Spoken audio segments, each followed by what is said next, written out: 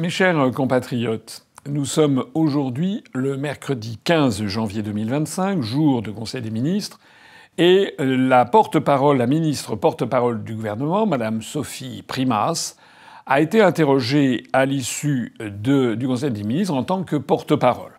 Elle n'a pas une très grande expérience, c'était la deuxième fois qu'elle le faisait. La première fois, la semaine dernière, ça a été un désastre. Elle avait confondu le Conseil des ministres avec un conseil municipal. Enfin, elle avait dit quand même pas mal de sottises. Donc là, elle avait dû un petit peu mieux travailler ses dossiers, je n'en sais rien. Madame Sophie Primas, c'est une ministre qui a une soixantaine d'années. Elle a été brièvement ministre du Commerce extérieur et des Français de l'étranger dans le gouvernement Barnier. Auparavant, c'est une sénatrice. Elle a été également maire de Aubergenville et députée des Yvelines.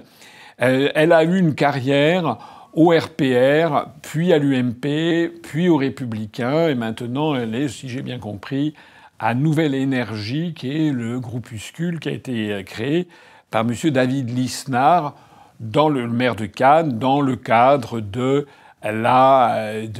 cette nébuleuse un petit peu de droite, de centre-droit. Elle a été un soutien de François Fillon pour notamment la présidentielle de 2017. Et donc, a priori, par ses racines politiques, elle a été quand même proche du RPR, proche de François Fillon, qui avait été un attaché parlementaire de Philippe Séguin. On pourrait imaginer que Mme Primas soit quelqu'un qui a des réserves sur la construction européenne. Certes, elle n'a peut-être pas les mêmes réserves que n'en avait Jacques Chirac, dont je rappelle qu'en 1979, au moment des élections européennes, avait dit que jamais, nous ne l'accepterons jamais, disait-il au nom du RPR, que la France s'enfonce dans une Europe mollusque germano-américaine. Mais Madame Sophie Primas, on pouvait imaginer qu'elle avait quand même une certaine ouverture d'esprit sur les critiques faites à l'encontre de la construction européenne. Alors on a eu aujourd'hui, c'est pour ça que je vous en parle, on a eu quelque chose d'intéressant parce que lors des questions qui ont été posées à Madame Primas, porte-parole du gouvernement, il y en a une qui a été tout à fait intéressante, qui a été posée par un journaliste d'un média qui s'appelle Off Investigation et qui lui a posé la question, vous allez l'entendre, qui a posé la question de savoir, puisque les Français constatent que s'agissant de la réforme des retraites ou s'agissant de l'accord UE-Mercosur, eh bien, les décisions qui sont prises vont à l'encontre de ce que souhaitent très majoritairement les Français, vont à l'encontre de nos intérêts nationaux. Et puisque Macron a indiqué qu'il soumettrait aux Français, il n'a pas prononcé le mot de référendum, j'en ai déjà parlé, mais qu'il demanderait aux Français de trancher les grands débats du jour, eh bien, il a posé la question, vous allez l'entendre dans une seconde, il a posé la question, est-ce que dans ces conditions, il est envisageable qu'il y ait un référendum sur l'appartenance de la France à l'Union européenne? Voilà, c'était le 15 janvier 2025. Écoutez la question et surtout écoutez la réponse de la porte-parole du gouvernement. Bonjour, Fabien Rive pour Off Investigation. Il y a quelques semaines, la présidente de la Commission européenne a annoncé avoir conclu avec le Mercosur un accord qui est largement rejeté en France. D'autre part, on parle en ce moment beaucoup de la réforme des retraites, qui est aussi plébiscitée par l'Union européenne, mais qui, là encore, est globalement rejetée par les Français. Alors que Emmanuel Macron a récemment exprimé son souhait de voir les Français, je cite, trancher sur certains sujets déterminants, est-ce que le gouvernement considère que l'appartenance de la France à l'Union européenne fait partie de ces sujets déterminants? L'appartenance de la France à l'Union européenne, elle est fondatrice. Nous avons été un pays fondateur de l'Union européenne. Et par conséquent, il serait extrêmement curieux aujourd'hui qu'à un moment où le monde se globalise, à un moment où les tensions dans le monde sont de plus en plus fortes, où nous voyons une volonté forte exprimée par les États-Unis, une volonté économique forte assumée par la Chine, que nous voyons des pays s'organiser pour créer des blocs, à ce moment-là, nous partions de l'Union européenne, qui est la seule façon de faire bloc face à l'ensemble des autres blocs internationaux. Donc je n'ai pas de doute sur la réponse du gouvernement sur cette question. Bon, voilà. Vous venez d'entendre la réponse officielle, puisqu'il s'agit d'un ministre du gouvernement, ministre porte-parole du gouvernement. Donc ce qui sort de la bouche de Mme Primas est la position officielle du gouvernement de la République française. Alors qu'est-ce que c'est que cette position officielle? Vous avez vu, non. Non, il ne peut pas y avoir de référendum sur l'appartenance de la France à l'Union européenne. Voilà. Au moins, ça a le mérite d'être clair et net. La France n'est pas une démocratie, la France est une dictature. Il y a des sujets, et notamment ce sujet, qu'il est interdit dont il est interdit de poser aux Français la question de savoir s'ils veulent rester dans l'Union européenne. Alors, ce qui est intéressant, c'est qu'il faut scruter la réponse de Mme Primas, qui est, si je peux me permettre ce mauvais jeu de mots, qui est très primaire, en définitive, puisqu'elle explique que non. Pourquoi? Parce qu'elle, dit-elle, la France est un pays fondateur de la construction européenne. Ça, c'est exact. C'est à partir de la déclaration Schuman de 1950 et du traité de Rome du 25 mars 1957, où la France appartient à cette construction européenne. On peut même dire, en tout cas les livres d'histoire expliquent constamment que c'est la France qui en aurait été à l'origine, ce qui est totalement faux, j'ai déjà eu l'occasion de l'expliquer. Ce sont les États-Unis d'Amérique qui ont piloté en sous-main Jean Monnet et Robert Schuman pour que ça soit le cas. Mais Mme Primas donc commence en disant « La France est un pays fondateur de la construction européenne » et elle poursuit en disant « Il serait curieux qu'on se pose la question. Il serait curieux de se poser la question au bout de 74 ans. » Ça fait 74 ans, Mme Primas, qu'il y a eu la déclaration Schuman de 1950. C'est même 75 ans bientôt, puisque c'est le 9 mai 1950. Le 9 mai 2025, ça fera très exactement 75 ans, la déclaration Schuman. Donc il serait curieux de se poser des questions sur le bilan au bout de 75 ans. Mais elle ne se pose pas la question du bilan, Mme Primas, parce qu'elle continue son propos en disant « Il serait curieux, à l'époque où on va vers la globalisation, à l'époque où se constituent des blocs, elle parle des États-Unis, de la Chine, de la Russie, je crois, enfin bon, de l'Inde, à partir du moment où se constituent des blocs, eh bien la seule possibilité pour que on puisse continuer à vivre en définitive, eh bien ce serait de faire un bloc, et le bloc européen. Voilà le raisonnement. Et elle termine en disant, dans ces conditions, le gouvernement ne posera pas cette question. Enfin, il est hors de question que le gouvernement se pose cette question. Elle ne parle pas du peuple français. Elle parle du gouvernement. Le gouvernement ne posera pas cette question. Donc on n'est plus dans une démocratie. Demos kratos, démocratie. Demos le peuple, kratos le pouvoir du peuple. Alors moi, je voudrais dire à Mme Primas, et au-delà de Mme Primas, au gouvernement français, et au-delà du gouvernement français, au président de la République, et au-delà du gouvernement, des présidents de la République, des députés, des sénateurs, au peuple français, et aux personnes qui veulent bien écouter ma vidéo en ce moment, je voudrais faire 2-3 petites remarques, tout simplement. Parce que le raisonnement de Mme Primas, c'est un raisonnement dont on est saturé depuis 68 ans bientôt, depuis le traité de Rome de 1957. Parce que ça fait depuis 68 ans qu'on nous explique que si la France n'appartient pas à la construction européenne, la France va disparaître, va être une catastrophe, que la seule façon de s'en sortir serait d'appartenir à ça. 68 ans. J'insiste, 75 ans depuis la déclaration Schuman créant la Communauté européenne du charbon et de l'acier, 68 ans depuis le traité de Rome. Madame Primas est née, le traité de Rome était déjà signé et ratifié. Or, Madame Primas, et le raisonnement qu'elle tient, c'est toujours le même.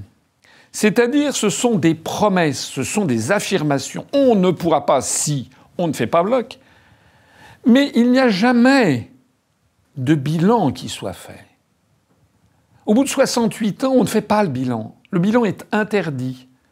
On ne peut pas comparer les promesses aux résultats constatés.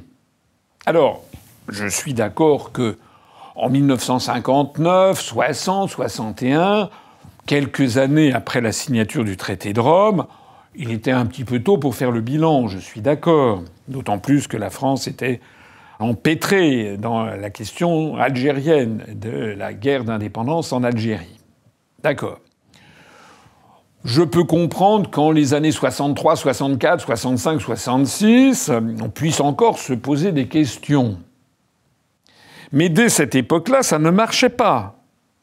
De Gaulle avait fait en sorte que les Allemands payent par le système des contributions à la Commission européenne l'agriculture française. Mais déjà, on allait de problème en problème avec des montagnes de beurre, des montagnes de lait, etc., qu'on ne savait pas gérer. Mais ça, c'était les 10, 15 premières années. Ça fait 68 ans, le traité de Rome. Et on ne tire toujours pas les conclusions. On ne tire toujours pas les conséquences. Je voudrais dire ici à Madame Primas, je vais répondre très facilement à ses arguments, à son argumentaire.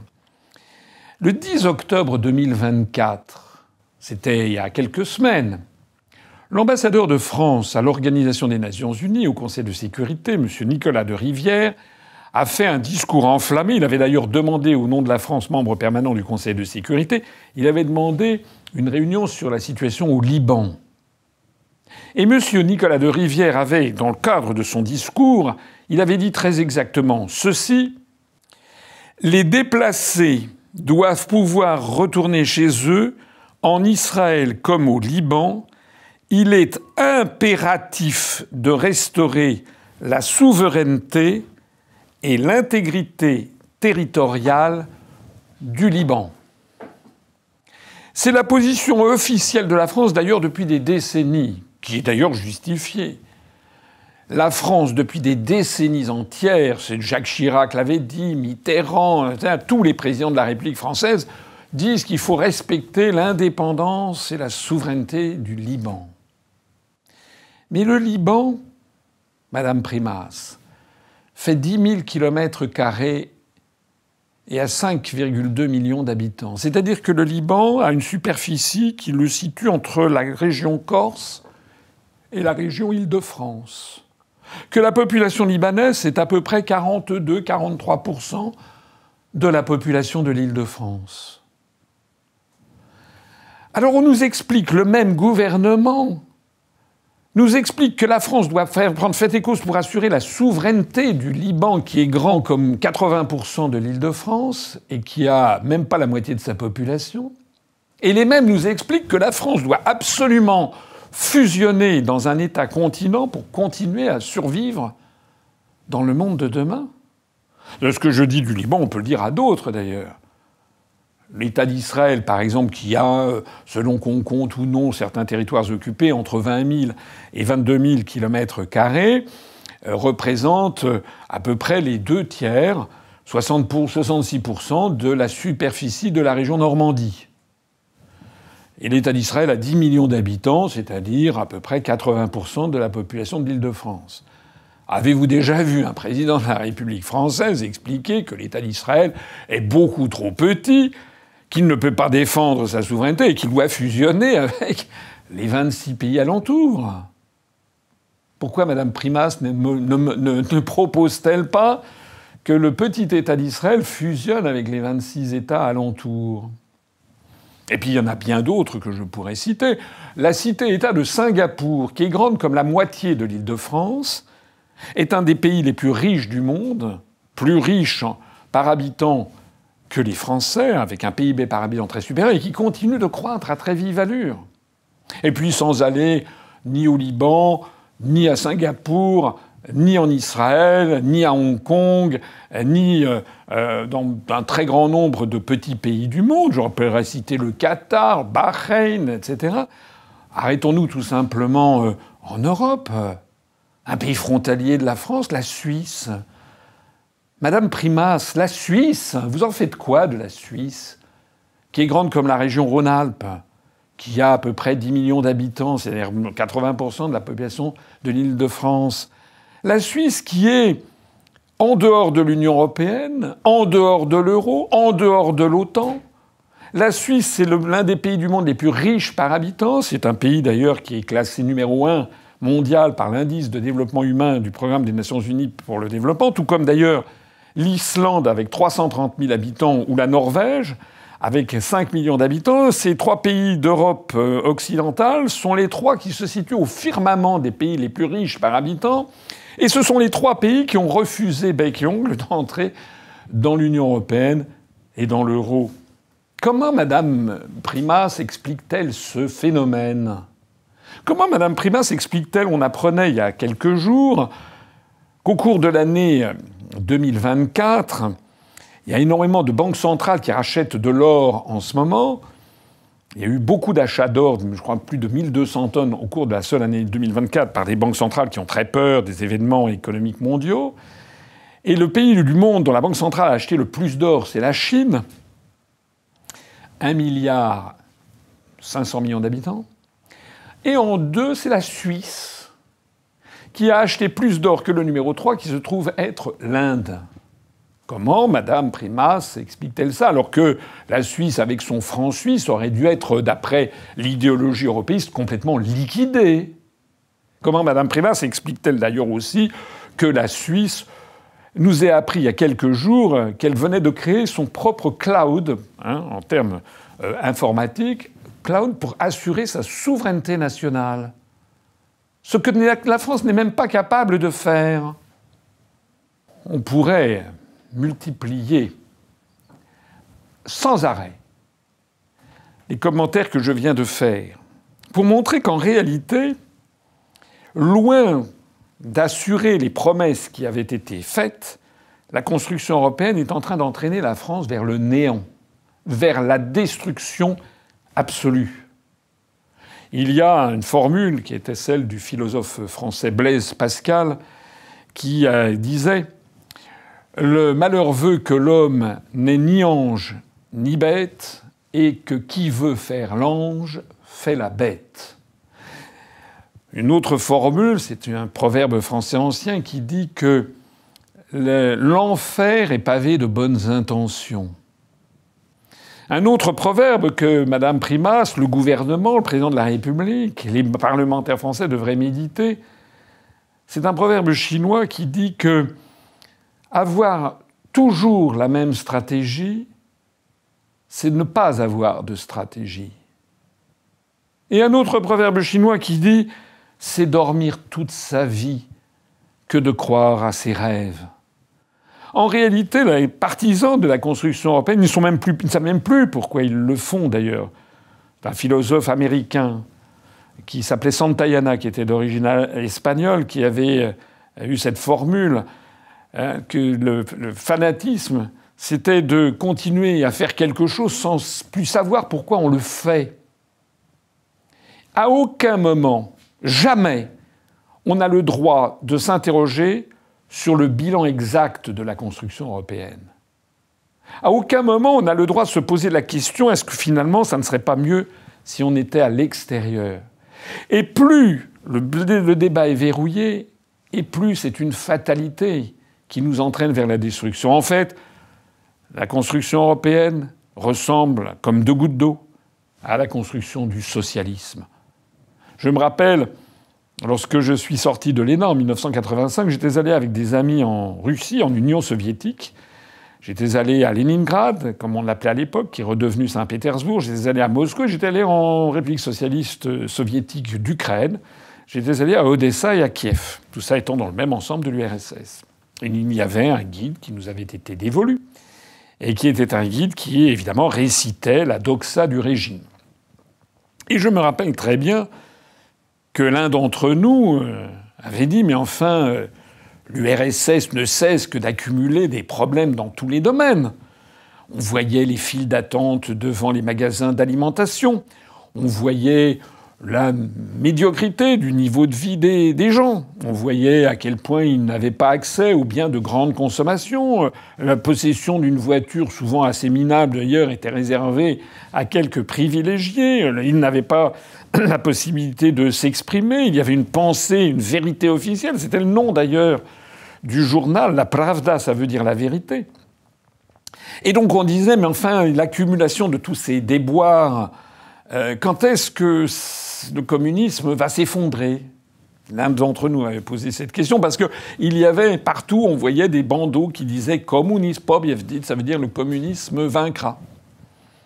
Et notre guide, nous sommes en 1985, Gorbatchev était arrivé au pouvoir le 11 mars 1985, avait commencé par lancer une gigantesque campagne anti-alcoolique parce que les soviétiques, notamment les jeunes, mais les moins jeunes aussi, vivaient un tel désenchantement, un tel désespoir en fait, qu'ils ne trouvaient de solution que par s'abstraire de la vie quotidienne. Soit en buvant, il y avait des taux d'alcoolémie absolument phénoménaux, c'est pour ça que Gorbatchev avait lancé une campagne anti-alcoolique, ou bien par un je m'en foutisme au travail colossal, ou enfin par la volonté d'émigrer et de partir à l'étranger. Et donc on avait posé la question à ce guide en juillet 1985, et il avait éclaté de rire. Il avait éclaté de rire en nous disant « Mais enfin, vous savez bien que la construction du socialisme est une théorie scientifique. Le marxisme-léninisme était une théorie scientifique. C'est-à-dire que s'opposer au communisme, c'était s'opposer à la science. C'était être fou, complotiste, conspirationniste. Être fou, d'ailleurs, ceux qui pensaient autrement, en russe ça se disait alterni, ceux qui pensaient autrement, eh bien, étaient envoyés en hôpital psychiatrique parce qu'il fallait être fou pour s'opposer à la science. Voilà, je le rappelle tout ceci à Madame Primas, parce que c'était en juillet 1985. 4 ans après, 4 ans et demi après, le mur de Berlin s'effondrait. Et 6 ans après, disons 6 ans, presque 7 ans après, en décembre 91, l'Union soviétique s'effondrait, disparaissait, et la construction du socialisme avec. 6 ans après. Méditez cela. En ce moment, un vent mauvais souffle sur la France et sur l'Europe occidentale. En ce moment, comme les soviétiques de 1985, les Français fuient une situation qu'ils jugent de plus en plus désespérée. La France, les Français sont devenus un pays où l'on consomme, c'est un des pays du monde où l'on consomme le plus de tranquillisants, le plus d'anxiolytiques, où l'alcoolisme fait des ravages, notamment chez les jeunes, la drogue, et on ne se limite plus au cannabis, qui maintenant est fumé très largement, peut-être par 60%, 70% des jeunes générations, mais aussi désormais la cocaïne. On a appris très récemment qu'en 2023, en l'espace de 3 ans, le nombre de consommateurs de cocaïne, qui est une drogue dure, le nombre de consommateurs de cocaïne en France, en 3 ans, est passé de 600 000, ce qui était déjà considérable, à 1,1 million, un quasi doublement. On apprend également que la natalité s'est complètement effondrée en quelques années. En 2010 encore, il y avait un taux de fécondité naturelle des femmes qui était de 2,02 à la naissance. Il faut 2,1 pour assurer le renouvellement des générations. Cet indice de fécondité s'est effondré de 2010 à 2024 et passé de 2,02 à 1,63. Le niveau de naissance, le nombre de naissances en 2024 est tombé à 660 000. C'est le plus petit nombre de naissances depuis la fin de la Seconde Guerre mondiale. Et l'indice de fécondité naturelle est le plus mauvais depuis 1919. Le nombre de décès maintenant, qui a été en 2024 de 643 000, est à 17 000, presque égal au nombre de naissances. De telle sorte que dans les années qui viennent, très probablement, il y aura plus de décès que de naissances. Au même moment, d'ailleurs, les nombres de l'IVG atteint 245 000 avortements par an. Alors tout ceci mis bout à bout, Madame Primas, sans compter la volonté d'énormément de jeunes Français de quitter la France, de s'expatrier, et pas de s'expatrier pour aller en Allemagne, dont les Français refusent d'apprendre la langue, parce qu'elle est trop compliquée, parce que ça ne les attire pas. Les Français ne rêvent pas d'aller s'installer au Luxembourg ou aux Pays-Bas. Non plus d'ailleurs que, je ne sais pas, en Roumanie ou en Suède. Non, les jeunes Français, quand ils rêvent de partir ailleurs, c'est de quitter la vieille Europe, de quitter ce continent qui est en train de devenir une espèce de continent maudit, où tout ce qui avait fait les valeurs de l'Europe est en train de s'effondrer, selon une fatalité qui dépasse la volonté des hommes. Et les jeunes générations envisagent de partir s'installer aux États-Unis, au Québec, en Australie, en Nouvelle-Zélande, en Chine, à Hong Kong, au Japon, mais pas dans les pays du Moyen-Orient, mais pas de circuler en Union européenne. C'est pas vrai. Donc ça veut dire quoi? Ça veut dire que nous sommes face à une construction idéologique qui, depuis le traité de Rome, a maintenant 68 ans, et que, comme j'ai eu l'occasion de l'expliquer, elle commence à atteindre cette période, à peu près 3 générations, où ce qui l'attend, c'est l'effondrement. La révolution d'octobre de 1917, où les bolcheviks avaient pris le pouvoir en Russie pour la transformer en URSS, c'était 1917. L'effondrement du URSS, c'est 1991, 74 ans après.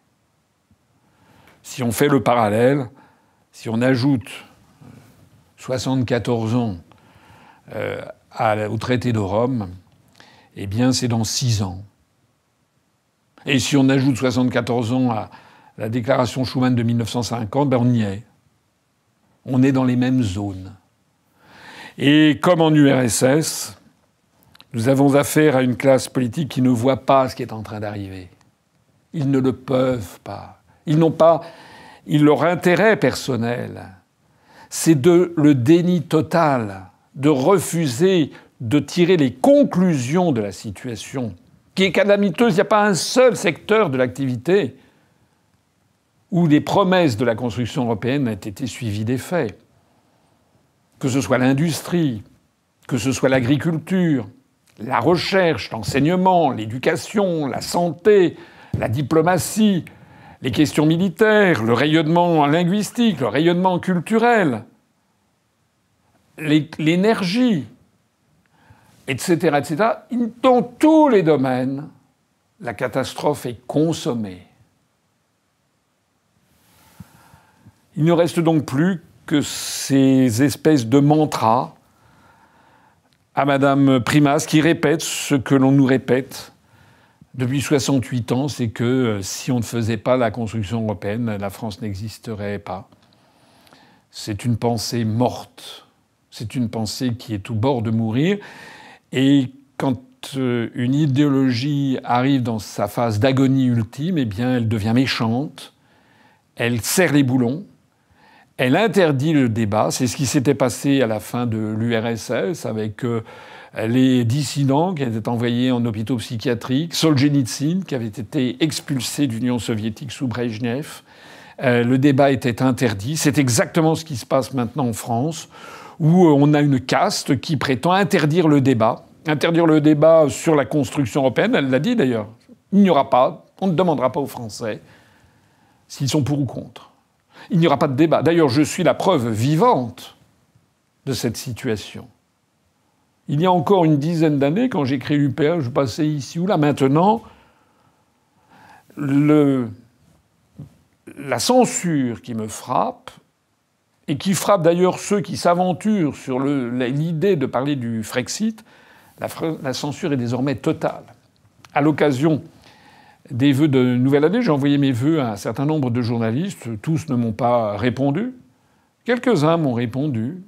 Et quelques-uns m'ont répondu des mots que j'ai trouvés gentils, sympathiques. C'était de façon implicite. Je sais bien ce que vous vivez, mais je ne peux rien faire pour vous. Je sais bien que vous avez raison, mais je ne peux pas le dire parce que moi-même, ma situation est en danger. Voilà ce qu'est aujourd'hui la France qui prétend donner des leçons de liberté et de liberté d'expression au monde entier. La France qui désormais en est réduite, du moins ses dirigeants, à vouloir interdire X, le réseau Twitter, au motif qu'il y aurait de la désinformation.